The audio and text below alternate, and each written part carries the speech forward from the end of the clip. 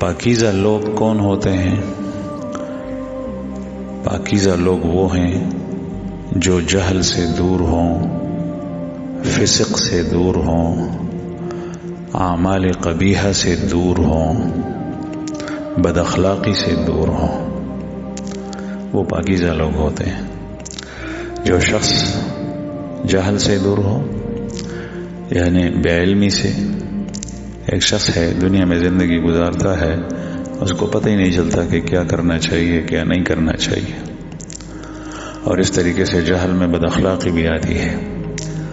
وہ جب کسی سے بات کرتا ہے تو بات کرنے کا ڈھنگ نہیں آتا، جب کسی سے معاملات کرتا ہے تو معاملات کرنے کا طریقہ نہیں آتا، جب کسی معاشرے میں محلے میں رہتا ہے تو اس کو رہن سہن کا طریقہ نہیں آتا، جب کسی سے وہ سلوک کرتا ہے تو اس کو کسی کی تمیز نہیں ہوتی کہ اس کے ساتھ کون سا سلوک کرنا چاہیے۔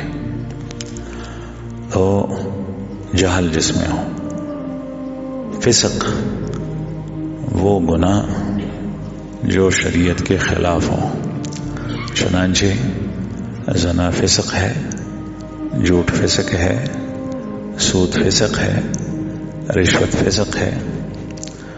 ان ساری چیزوں سے یہ دور ہو تو یہ پاکیزہ ہے، اور جو اس میں مبتلا ہو تو وہ خبیث ہے۔